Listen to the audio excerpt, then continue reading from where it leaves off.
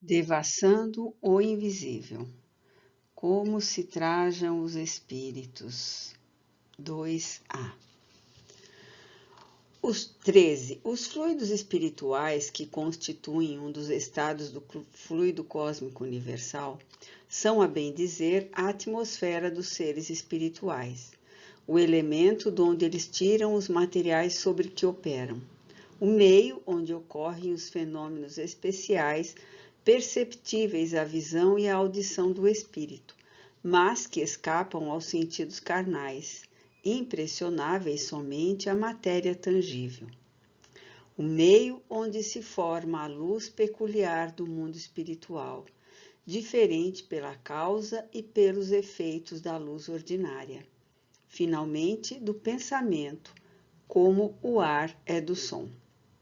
14. Os espíritos atuam sobre os fluidos espirituais, não manipulando-o como os homens manipulam os gases, mas empregando o pensamento e a vontade. Para os espíritos, o pensamento e a vontade são o que é a mão para o homem. Pelo pensamento, eles imprimem àqueles fluidos tal ou qual a direção os aglomeram, combinam ou dispersam, organizam com eles conjuntos que apresentam uma aparência, uma forma, uma coloração determinadas. Mudam-lhes as propriedades, como um químico muda a dos gases ou de outros corpos, combinando-os segundo certas leis.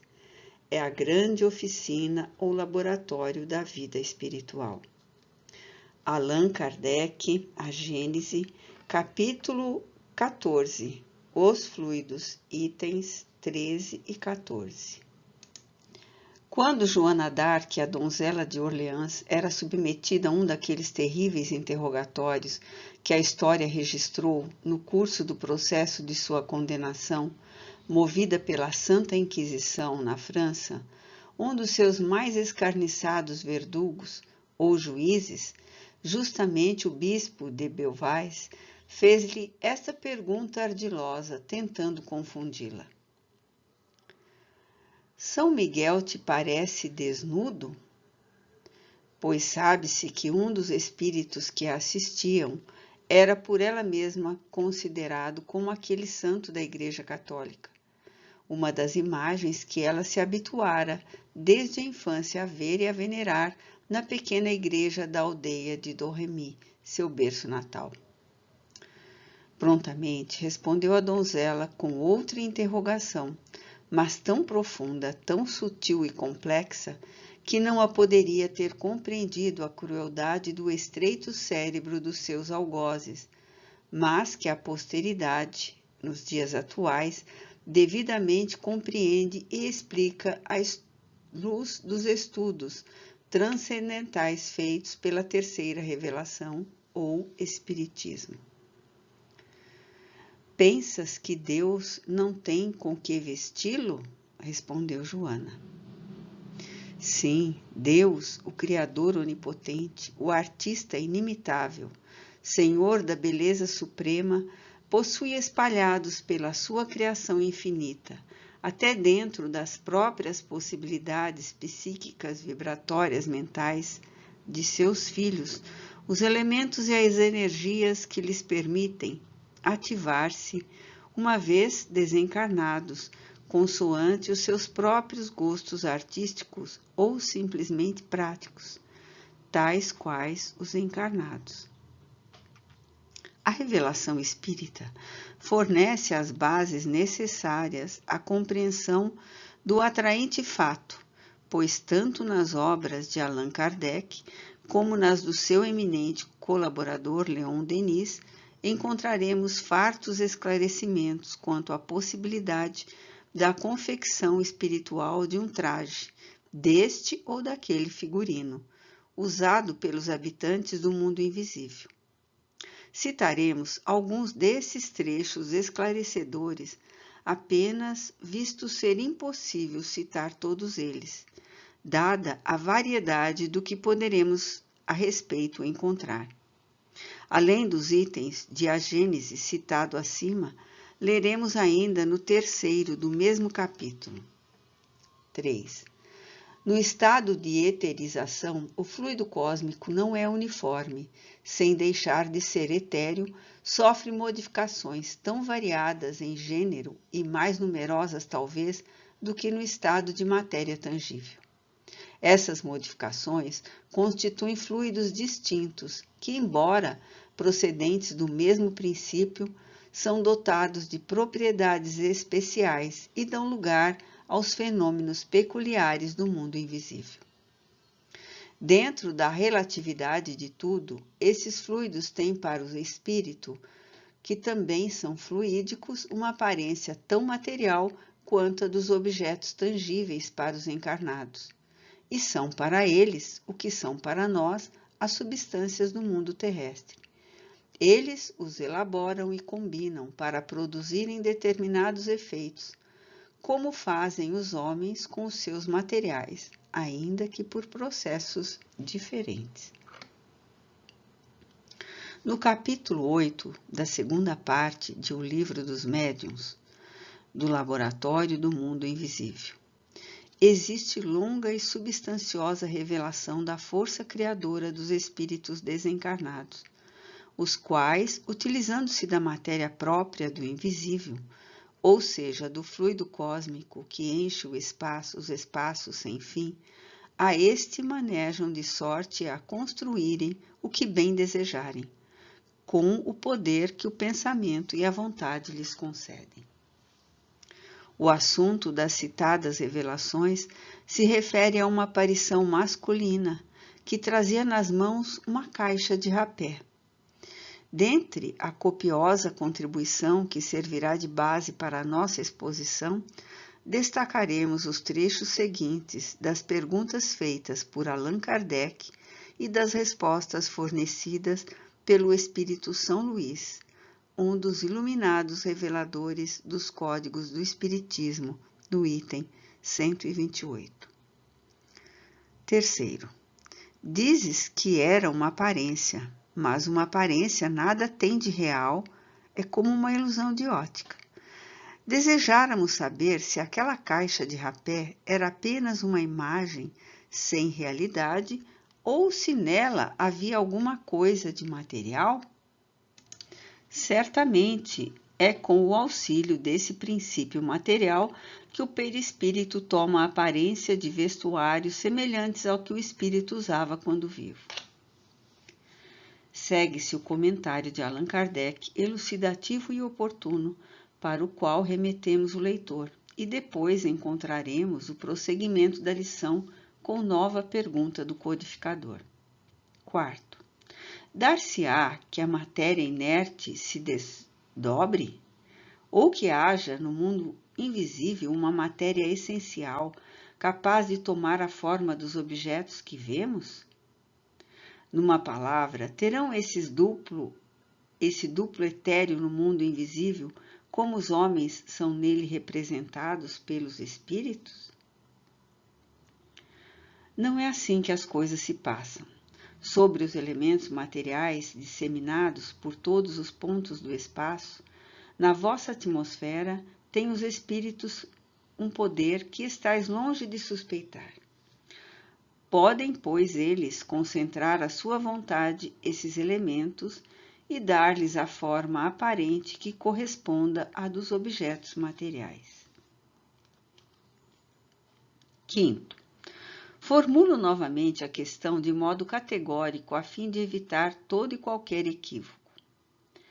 São alguma coisa as vestes de que os espíritos se cobrem? Parece-me que a minha resposta precedente resolve a questão. Não sabes que o próprio perispírito é alguma coisa? Sexta. Resulta desta explicação que os espíritos fazem passar a matéria etérea pelas transformações que queiram e que, portanto, com relação à caixa de rapé, o espírito não a encontrou completamente feita, fê-la ele próprio no momento em que teve necessidade dela, por ato de sua vontade, e do mesmo modo que a fez, pode desfazê-la. outro tanto, naturalmente, dá com todos os demais objetos, como vestuários, joias. Será assim? Mas, evidentemente. 7. A caixa de rapé se tornou tão visível para a senhora de que se trata que lhe produziu a ilusão de uma tabaqueira material. Teria o espírito podido torná-la tangível para a mesma senhora? Teria. 8. Tê-la-ia a senhora podido tomar nas mãos, crente de estar segurando uma caixa de rapé verdadeira? Sim. 9. Se a abrisse, teria achado nela rapé, e se aspirasse esse rapé, ele a faria espirrar? Sem dúvida. 10. Pode então o espírito dar a um objeto não só a forma, mas também propriedades especiais? Nota explicativa 13. Muitos espíritos, antes de se deixarem ver pelos médiuns ou de se comunicarem, revelam sua presença por meio do perfume que lhes é mais grato, ou que o foi quando encarnados. As entidades espirituais Charles e Frédéric Chopin se revelam pelo perfume de violeta, com certo detalhe que torna inconfundível um perfume do outro, ou seja, a presença de um desses espíritos da presença do outro, tal se tratasse antes de particularidades de vibrações. O espírito Sheila, ex-enfermeira alemã, morta em um bombardeio aéreo durante a Guerra Mundial e que se comunica com o médium Francisco Cândido Xavier, revela-se por um forte e muito materializado cheiro de éter, lembrando a sua profissão e em cujo exercício desencarnou. Espíritos sofredores e inferiores costumam fazer-se notados pelo cheiro de bebidas alcoólicas, de fumo, de podridão e até de decomposição cadavérica. E aqueles vitimados de desastres e que veem a morte durante a estada nos hospitais costumam desprender o cheiro do iodofórmio, do iodo, do formol, etc. E não é muito raro um espírito amigo familiar dar ao seu médium o perfume que sabe este aprecia, o que representa uma das muitas formas de afetividade e carinho com que tão bondosos amigos brindam seus aparelhos mediúnicos. Resposta: se o quiser. Baseado neste princípio, foi que respondi afirmativamente às perguntas anteriores. Tereis provas da poderosa ação que os espíritos exercem sobre a matéria, ação que estáis longe de suspeitar, como eu disse há pouco. E assim prossegue a lição num encadeamento atraente que convieria o leitor apreciar. Ainda no volume A Gênese, também no capítulo 14, item 14, veremos o seguinte. Algumas vezes, essas transformações dos fluidos espirituais resultam de uma intenção, doutras são produto de um pensamento inconsciente. Basta que o espírito pense uma coisa para que esta se produza, como basta que modele uma área para que esta repercuta na atmosfera.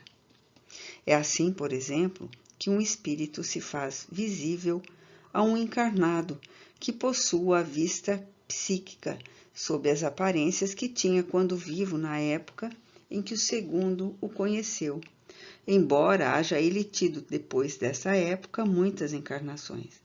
Apresenta-se com o vestuário, os sinais exteriores, enfermidades, cicatrizes, membros amputados, etc., que tinham então.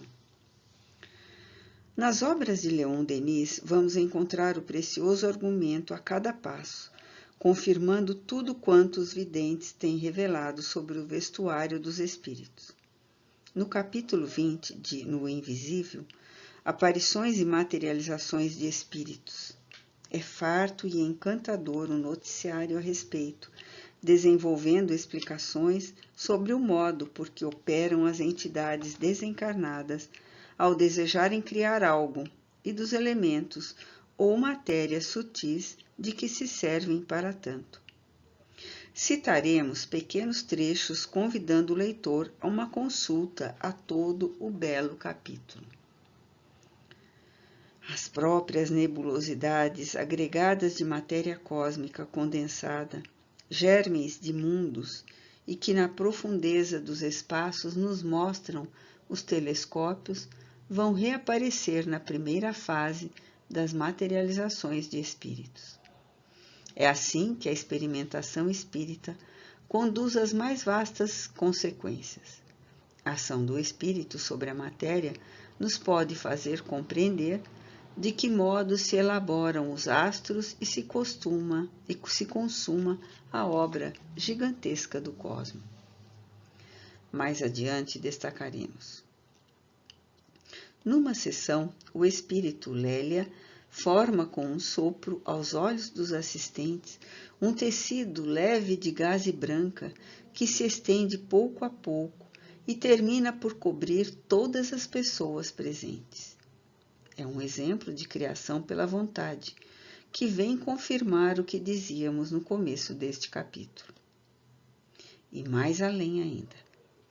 Não somente o espírito domina os elementos sutis da matéria, de modo a impressionar a placa sensível e os órgãos dos videntes, mas nas aparições visíveis para todos pode ainda produzir pela ação da vontade as formas que revestiu e os trajos que usou na terra e que lhe permitem fazer-se reconhecer.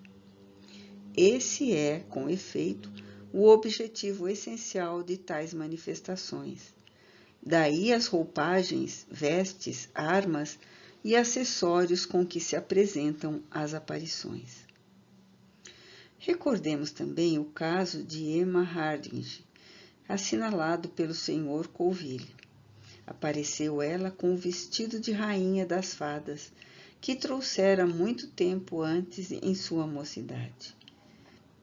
Neste caso, como em alguns outros, a aparição não pode ser mais que simples imagem mental, exteriorizada pelo espírito e que adquire bastante consistência material para ser percebida pelos sentidos.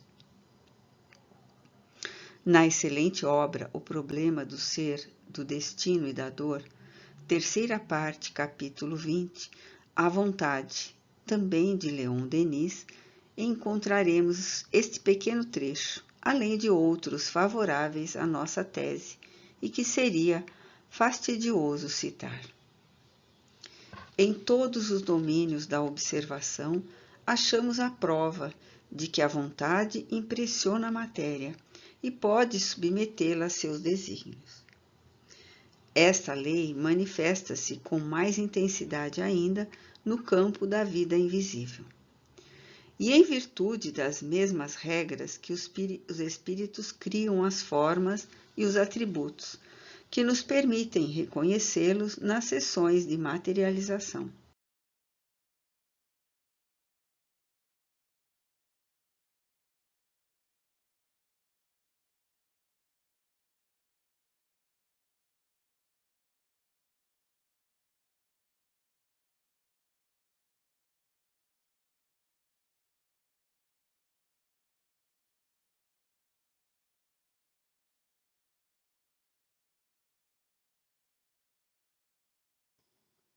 Ora, assim sendo, sentindo-nos à vontade sobre tão sólidas bases para descrever o que desejamos, não recorreremos aqui a Ernesto Bozano nem a William Crookes ou a Kizakov,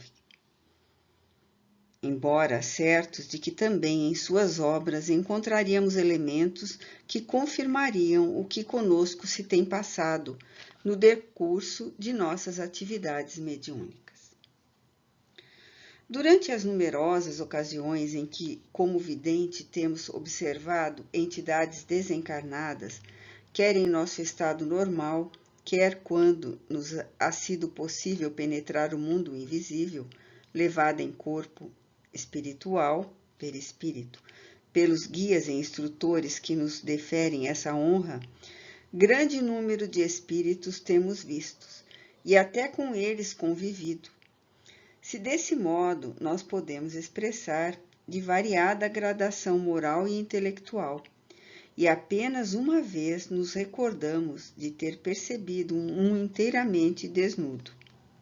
Contrariamente, o que temos presenciado nos confere o direito de categoricamente afirmar que sim, os espíritos se trajam e modificam a aparência das vestes que usam conforme lhes apraz, exclusão feita de alguns muito inferiores e criminosos, geralmente obsessores de mais ínfima espécie, cuja mente não possui vibrações à altura de efetuar a admirável operação plástica requerida.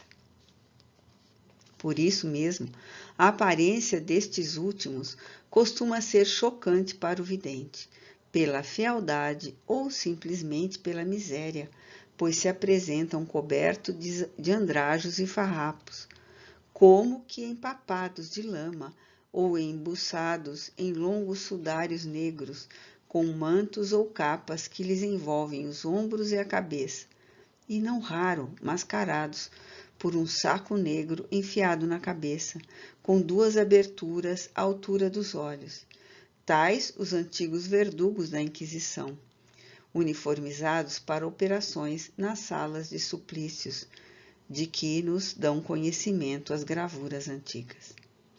Longos chapéus costumam trazer também, assim como botas de cano alto, conquanto muito difícil seja ao médium distinguir-lhe os pés. Tais espíritos procuram frequentemente esconder o rosto e insultam rudemente o médium, sem estes o surpreende com a visão. Certamente que o instrumento mediúnico, diante de uma aparição dessa categoria, precisará estar de posse de toda a tranquilidade fornecida pela fé e pela confiança adquiridas por meio do exercício mediúnico, a fim de não se deixar envolver pelas faixas daninhas expelidas pela entidade, cuja presença, se torna constante, poderá produzir a um médium pouco experimentado desequilíbrios graves e até mesmo a obsessão. A prece será sempre a melhor defesa contra essa espécie de habitantes do mundo invisível. Se a prece for feita com a necessária confiança, levando o médium a se harmonizar com as vibrações superiores do além, geralmente tais entidades se afastam com rapidez, apavoradas e contrafeitas. Tais aparições, no entanto, não são frequentes, parecendo-nos mesmo que as que temos surpreendido somente nos foram permitidas sob a direção dos nossos instrutores espirituais para a necessária observação e estudo. Raramente aceitam elas uma conversação doutrinária. Cremos que somente a reencarnação, num trabalho de educação pela dor dos aprendizados pungentes, terá eficiência no seu soerguimento moral. Ainda que tal revelação, a do vestuário dos espíritos, desagrade a alguns estudiosos que não admitem tal possibilidade e que têm os espíritos como seres diferentes dos homens, abstratos, vagos, não poderemos afirmar senão que, pelo menos, os que conservam chegados à terra pelas lembranças de terem sido homens muitas vezes, são eles tão simples e naturais que nos dão a impressão de homens apenas algo mais frágeis na sua estrutura, mais belos alguns porque lucilantes e delicadíssimos na sua feição perispiritual, mas hediondos e repulsivos outros, porque de aparência inferior ao comum dos mortais terrenos, mais desagradáveis à vista.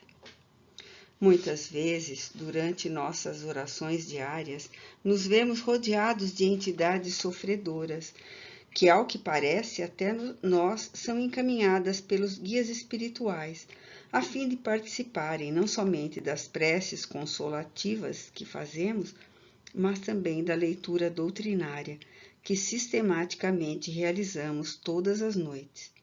Leitura que parece instruí-las, norteá-las, consolá-las de suas dúvidas e infortúnios. e dos desapontamentos próprios do mundo invisível, pois, quando lemos as vibrações da nossa mente, repercutem no entendimento dessas entidades, como a palavra enunciada, e somos ouvidos e compreendidos por elas, tal se falássemos em voz alta. Daí porque deverá o médium, principalmente, se conservar sempre vigilante com as leituras que fizer, as quais poderão torná-lo um polo de atrações afins ao sabor da sua mesma natureza. Nessas ocasiões, isto é, quando oramos ou estudamos, somos visitados por suicidas chorosos e desolados, por pobres criaturas surpreendidas pela desencarnação, em desastres, etc. Mostram, então, chorando, braços esmagados, pernas amputadas, ferimentos variados, de onde corre o sangue, trazendo eles próprios vestes ensanguentadas. Suicidas se apresentam contorcendo-se em dores ocasionadas pelo envenenamento ou asfixiados pelo enforcamento. E um mundo extenso de dores e desolações se delineia à nossa visão. Muitos desses se têm reanimado com as páginas do capítulo 6 de O Evangelho segundo o Espiritismo de Allan Kardec, o Cristo Consolador, pois a estes é de dispensar, antes de mais nada, as consolações do amor do Cristo, as esperanças no amparo e na misericórdia do Eterno. As explicações da ciência e as elucidações da filosofia tão somente não farão eco sobre suas desgraças, serão necessários, e o Evangelho e a prece, para fortalecê-los e serená-los na confiança de um socorro celeste, para depois, então, adquirirem a compreensão da filosofia e as provas irrefutáveis da ciência. Certa vez, o espírito de um jovem que aparentava 18 ou 20 anos apresentou-se à nossa visão, todo envolvido em ataduras de gaze, da cabeça aos joelhos, braços, mãos, rosto. Chorava, e um cheiro forte de iodofórmio anunciou sua presença, antes mesmo da materialização. Compreendemos que seu trespasse se efetivara por uma explosão e que falecera no hospital, pois o panorama dos acontecimentos relacionados com a desencarnação da entidade comunicante, ou mesmo passagens de seu drama íntimo, são revelados ao médium por meio das suas próprias irradiações ou de sua aura, o que produz intuições quase instantâneas, espécie de conversação telepática ou vibratória, que desvenda as cenas e enseja esclarecimentos para o que se há de tentar a fim de minorar a sua aflição. Como sempre, em presença desse espírito, procuramos fazer leitura amena e esclarecedora, convidando-o a ouvi-la, o que faz com que grande respeito e atenção. Oramos juntos e conversamos depois, embora ligeiramente, e tivemos a satisfação de vê-lo sorrir e agradecer ao se afastar. Nenhuma conquista humana, nenhum prazer ou alegria deste mundo se poderá comparar à felicidade de um médium que já se viu envolvido em tarefa desse gênero. O consolo que ele próprio recebe, se sofre a doçura inefável de que se sente invadir ao verificar que conseguiu auxiliar um desses pequeninos a quem Jesus ama e recomenda. Ultrapassa todas as venturas e triunfos terrenos. É como se ele próprio, o instrumento mediúnico, houvesse mergulhado em vibrações celestes por meio das lágrimas do sofredor do invisível, as quais procurou enxugar. Evidentemente que um trabalho dessa natureza, realizado por um médium desacompanhado de colaboradores, nem será de fácil realização, nem será encetado levianamente. Será antes espontâneo, provocado e dirigido tão somente pelos instrutores espirituais, assim como quando acharem o médium em condições vibratórias adequadas para o feito.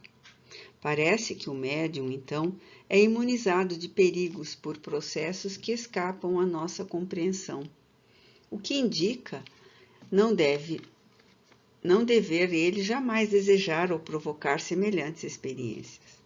Ao demais, antes que tais labores sejam confiados à responsabilidade de um aparelho mediúnico, será necessário que ele se tenha preparado longamente através de um tirocínio ininterrupto, que se tenha desprendido muitas vezes do mundo e de si mesmo por meio de renúncias e dolorosos testemunhos, de forma que o coração ferido por dores incontroláveis na terra esteja preparado para a compreensão exata das lides do invisível.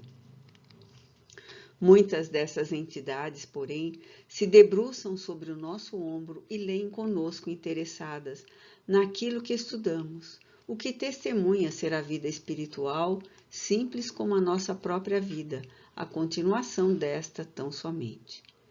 Temos observado que algumas dessas tais entidades colocam os óculos a que estavam habituados quando encarnadas para lerem melhor conosco. Geralmente são, como ficou dito, leituras escolhidas a que fazemos, ou do Evangelho, que projetem com vigor a personalidade e os feitos do Cristo, ou de obras espíritas que melhor toquem o coração. Assim, esses pequeninos e sofredores se afeiçoam ao médium, que os ajudou nos dias difíceis e se tornam amigos fervorosos para todo sempre, estabelecendo-se então indissolúveis elos de fraternidade. Há cerca de um ano, pela madrugada, estando nós ainda despertos, apresentou-se à nossa visão um espírito, cujo decesso carnal se teria dado entre os seus 38 ou 40 anos. Trajava-se pobremente, com terno azul marinho, já usado, camisa branca também bastante usada, gravata preta atada com certo desleixo. Esquálido e abatido, infinitamente triste, mas já resignado à própria condição. Colocou a mão sobre a nossa num gesto fraterno e disse: venho agradecer-lhe os votos feitos em minha intenção à bondade de Deus. Suas preces me auxiliaram tanto que até a minha família, que deixei na terra, foi beneficiada. Chamo-me Joaquim, e meu nome está no registro do seu caderno de apontamentos. Constatamos então que esse visitante fora suicida, e materializado pudemos observar que havia terra em sua indumentária, isto é, impressões da porção de terra em que fora sepultado, assim como sua mente permanecia afeita ao vestuário que habitualmente usava quando vivo, e com o qual fora também para a sepultura. Como efetivamente possuíamos um caderno no qual registramos nomes de suicidas e pessoas falecidas em geral, conhecidos ou colhidos dos noticiários dos jornais, procuramos verificar se realmente existia nos ditos apontamentos aquele singelo nome. E encontramos de fato, entre os suicidas, um Joaquim Pires. Tratava-se, portanto, de um dos destacados dos noticiários dos jornais, recomendado para as preces e as leituras diárias. E estamos certos de que será um bom amigo, cuja afeição nos acompanhará pelo futuro afora.